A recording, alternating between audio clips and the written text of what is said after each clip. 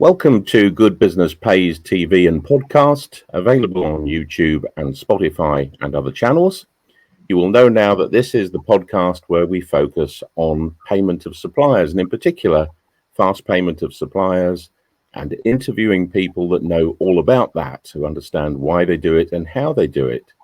And we're speaking to you today, actually, on the day after the Chancellor, Jeremy Hunt, gave his autumn statement. And in the autumn statement yesterday, one of the things that he said, and I'm quoting, is the one thing that I could do to help small businesses in the UK is to tackle the scourge of late payment.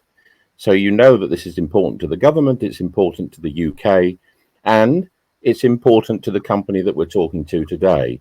I'm joined by Andrew Smith, who's the Managing Director of the UK business of Sixt, who is one of our cohort of 2023 Fast Payer Award winners. So congratulations and thank you for joining us today, Andrew. Thank you. Great to be with you. So first question, I think I'm familiar with your business because I've enjoyed many holidays with hiring my car through Sixt, but tell us about the business and what it consists of. Yeah, so Sixt is a global business offering car hire mobility services around the globe. We operate through a network of corporately owned countries. We have our own corporately run countries such as Germany. Germany is our heritage, our background. I look after the UK. We have big operations across most of the European countries. And then in perhaps some of the smaller countries, we have franchise operations. So again, our customers can still enjoy the Sixt brand through franchise licensed partners who operate the services in those locations. A big focus for us right now is growing, and we have a big growth plan globally. The US in particular, we are seeing double-digit growth year on year, and that's proved to be a very strong market for us as we grow in the UK, in the US. In the UK, we operate through over 50 locations. We're very much positioned around premium locations in airports, in railway stations, downtown city centre locations where we aim to offer a service to our customer that's unrivaled in the industry.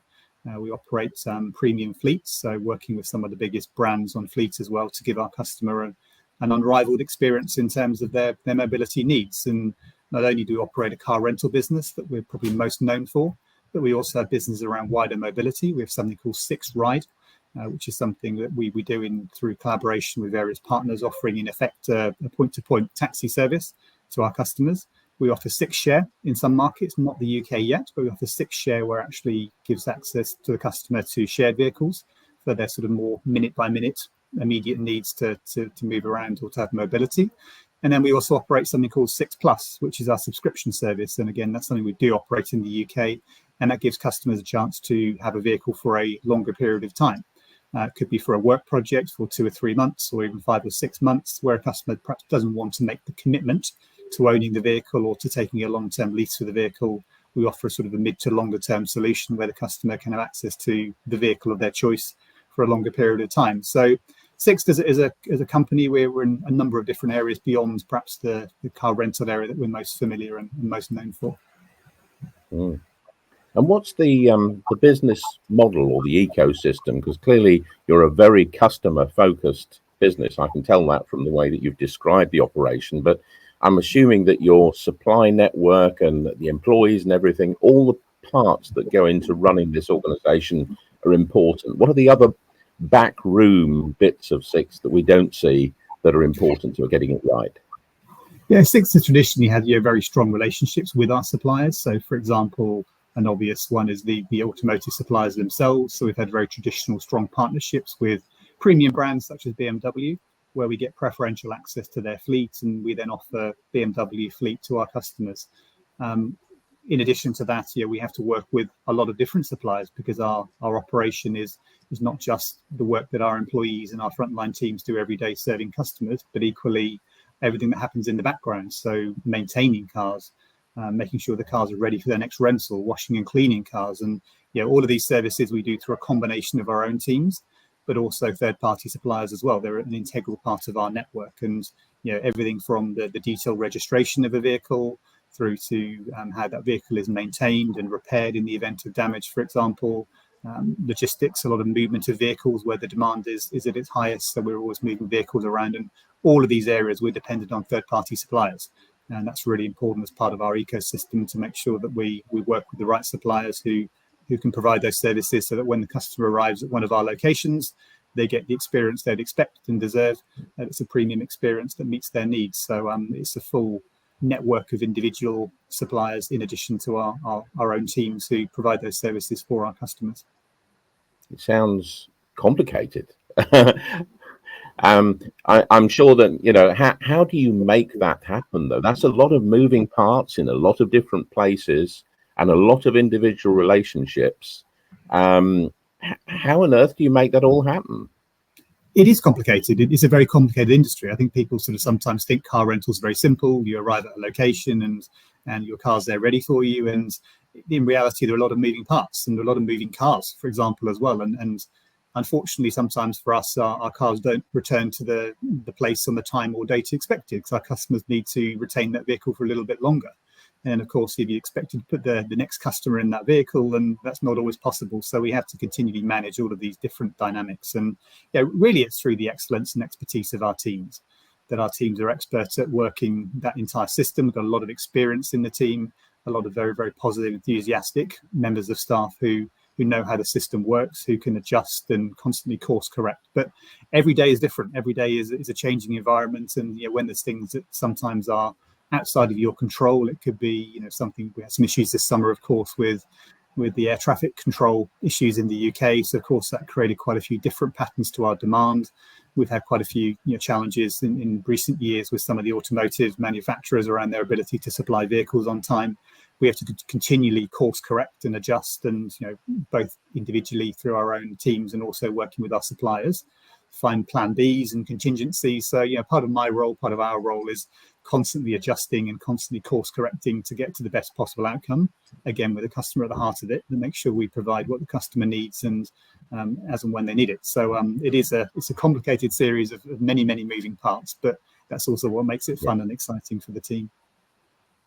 And I think you have quite a background, a lot of experience in the procurement and supply chain sector that you bring to the organization and to your role. How do you make sure then that your teams that work across Sixt UK have the knowledge, the experience and the operation to make sure the supply chain and the suppliers are treated, if you want to use that word, with the same level of importance as the customers? How do you create that culture? Yeah, a lot of it is through training and education and making sure that our teams really understand the importance of that wider ecosystem that I mentioned, that those suppliers are a part of that, and the way that I think some of this is basic human relationships as well. If you treat people with respect and treat people the way you'd want to be treated, then you get the same in return. But we spend a lot of time, a lot of investment and money, of course, on training our teams to understand how to work with our suppliers, what's good practice, best practice, and also operating a network site, location of sites across the country. You're always learning, and there's always something you can learn from some best practice introduced somewhere else. It could be in an airport or a different location, and we then take that learning and make sure it's shared, and we don't just contain it to that one location. We make sure that everybody is aware of that best practice, or that could be a small breakthrough or way of working which is very efficient. A lot of it these days is technology, so we make sure we're using consistent technology, of course, through our entire network, and again working with suppliers, so we have one single set of data and one single version of the truth, so we can manage effective supplier performance as well. And part of that then is making sure that we actually are seen to our suppliers as a partner of choice, because we do recognize that our suppliers do have a choice, and there are other players in this marketplace. There are other areas that they can invest their time and team and resources on developing, and we want to make sure that Sixt is on that list, and that we're first and foremost. So when they are seeing innovation opportunities or seeing opportunities to improve their service, we do it hand in hand, because we always say to our suppliers, the teams that we work with, that we can only provide the service with their help and their input, and there'll be things where they are far more expert than we are, so we have to harness that. We have to work together to find those breakthroughs along with our knowledge and our understanding of what our customers expect and demand. So it's a combination really of using some good frameworks and some tools, working with our suppliers, really working hard on those relationships and being very open and honest, to be honest, and then actually saying to our suppliers that actually if this is where we're having challenges and difficulties right now, and equally they'll do the same with us. So making time to kind of have those conversations outside of the day-to-day whirlwind of all the things that just happen in a business like this is making sure that we review and we have the right metrics in place that really allow us to see how performance is going, and then we work together jointly to find additional opportunities so we can keep innovating, keep improving, and keep exceeding on our customers' expectations. It sounds like one of those slightly more unusual and proper partnerships between supplier and customer, where you look after the suppliers, but they in turn look after you as well, both in terms of being there, but also introducing new ideas or innovation, better ways of doing things. Is that part of the advantage for you, do you think, of at least paying them on time, paying them fast, which I know is one of the things that you do?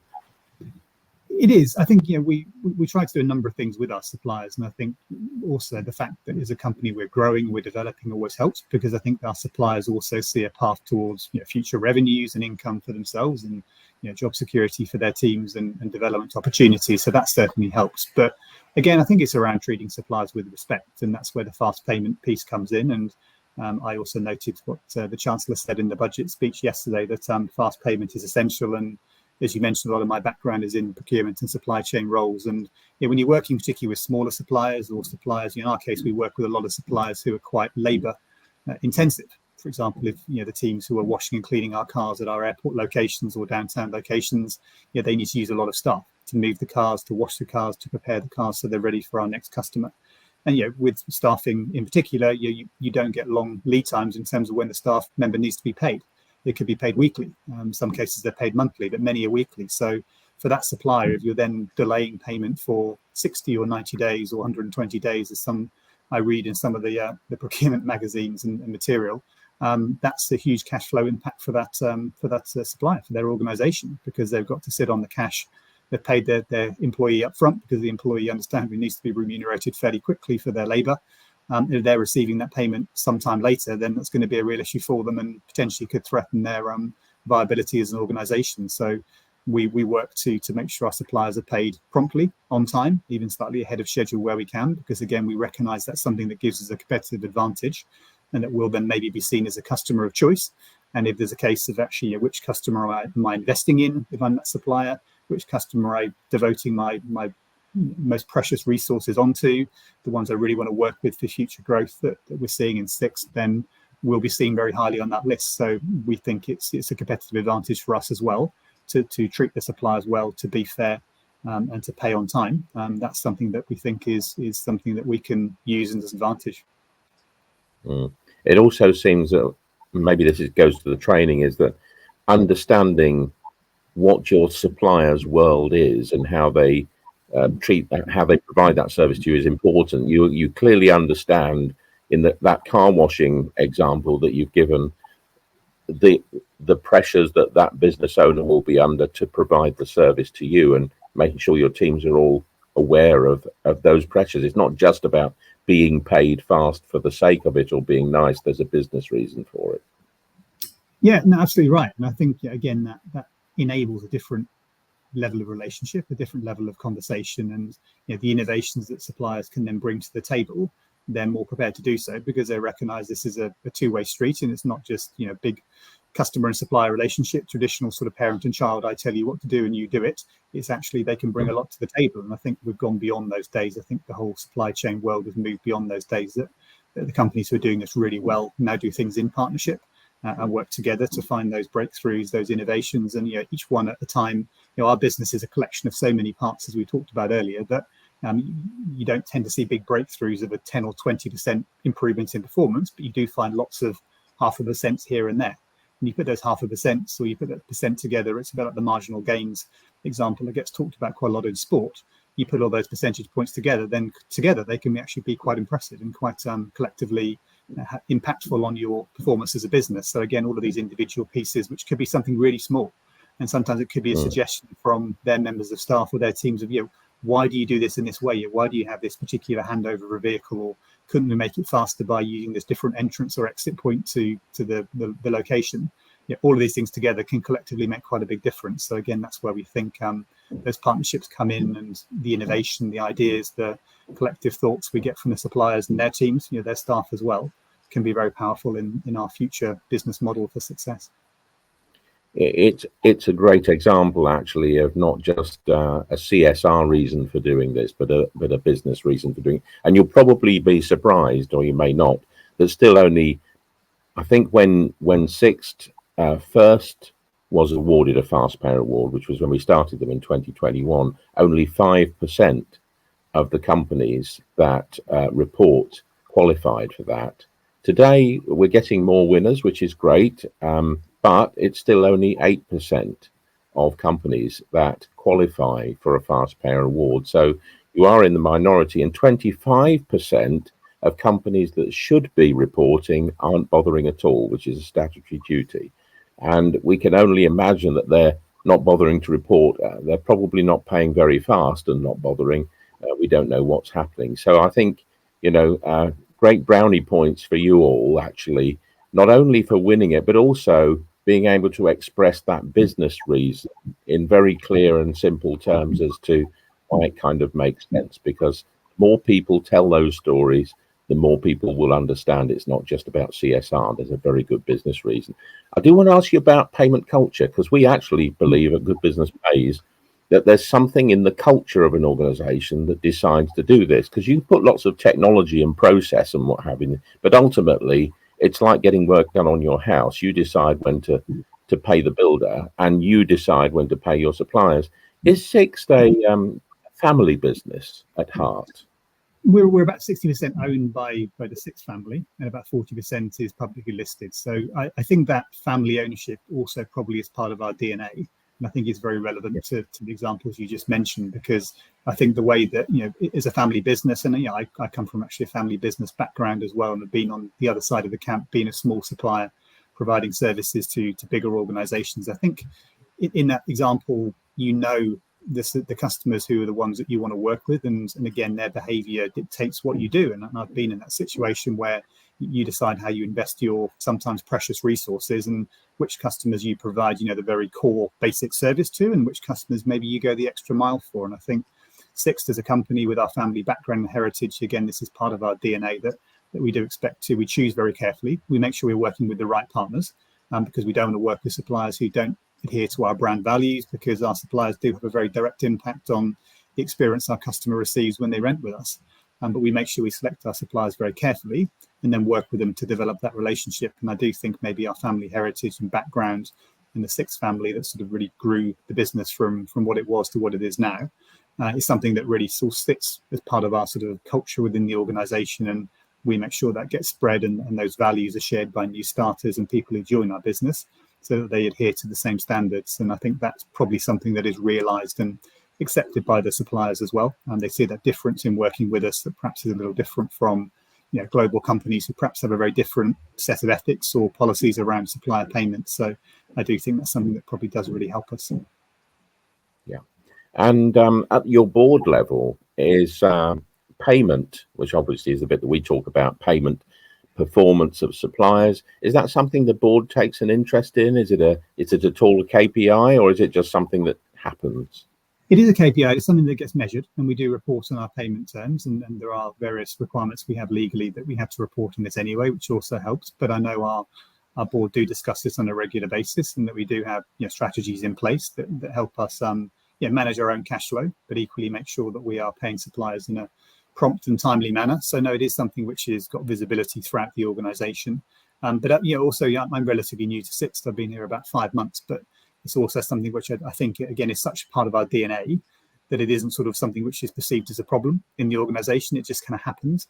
And our systems and our processes internally for invoice validation are also kind of set up in a way that it's kind of quite timely. As an invoice approver, I have to approve invoices quite quickly, or it escalates to the next level, which is my line manager, who's a board member and our COO for the company. So actually, it does sort of encourage a behaviour within the teams and all the teams who approve invoices prior to them coming to me, that actually this isn't something that you can just do once a month when you're catching up on your admin tasks. This is something that needs to happen pretty much every day to stay on top of it and to make sure that we're adhering to those principles. So I think that's sort of that, again, that the culture from the top certainly helps. And then the systems and the way we set things up internally within the organization helps reinforce that at all levels. You've answered one of my last two questions. One was how do you make it happen? And you've answered that on the technology and the process front. But I do want to ask you about what tips or advice you would have for other CEOs, other managing directors, because we do have quite a lot of folk who run organizations who I talk to on a regular basis who aspire to want to have these kind of relationships and to be able to look after their suppliers. They're not looking to put small businesses out of business. They do want to do it, but maybe they haven't got the culture in place today. They want to move towards it. Do you have any tips for, let's say, an incoming MD or even an existing one that wants to move towards this? What are the kind of 3 or 4 things they need to think about? I think you probably need to set yourself some targets at a top level in terms of what is your policy here, what are you trying to achieve, and then of course measure your progress against the targets that you set for yourself. I think there is a piece here around really listening and understanding suppliers, and we do that a lot in Sixt, and I think there's a need to understand the importance to their organization as well in terms of fast payments, and if you understand that, almost kind of what do we get as a result of that in return for that from that organization. So listening to suppliers and the importance and understanding the pressures and the dynamics that they have to contend with as well. And then I think probably the third piece then is really driving that through the organization. So driving that culture through the teams, explaining why, seeing the effect. And a lot of our teams really get this, and they understand that actually through being seen as that customer of choice, working closely with the supplier, they will find ways to make their jobs easier and to find breakthroughs and innovations for their customers. And it could be a really small thing, but it could be a much bigger thing as well, which happens from time to time. So I think really driving that culture, and then just being continually prepared, maybe as a fourth one, just to measure and just to see how you're performing, and actually being self-critical at times and saying, actually, what can we continue to do to make this even better, or even faster, even more prompt? Are there ways that we can, an example of an area that we've been looking at in Sixt quite recently is we used to get, we still get quite a lot of collective invoices from our suppliers, so quite heavy consolidated invoices, for example. And in some cases, there may be a dispute. There may be an area of the invoice that we're not happy with. So actually, but what we've then been agreeing we'll do is we'll pay maybe 80% of the invoice, or we'll ask for it to be broken down so we can still pay a certain share of the invoice, rather than waiting for this big collective invoice to be 100% correct while we work through any disputes or any queries that we do have. So all of these things together kind of helping, again, in this case, helping the cash flow for that particular supplier whilst we work through any queries or disputes that we may have. So you're continually sort of trying to find new ways and new strategies that helps, and not being arrogant and being prepared to listen to suppliers and their priorities as well. I think all of these things are key for any organization, and would be my tips for anybody else who's embarking on this journey. Well, thank you. They're great examples. You're a real sort of example of what good looks like in the organization. So thank you to Sixt. Thank you to you also, Andrew. Congratulations again on becoming a fast payer this year, 2023. And we'll look forward to handing an award to you next year. Thanks for joining us. Thanks very much. Look forward to it.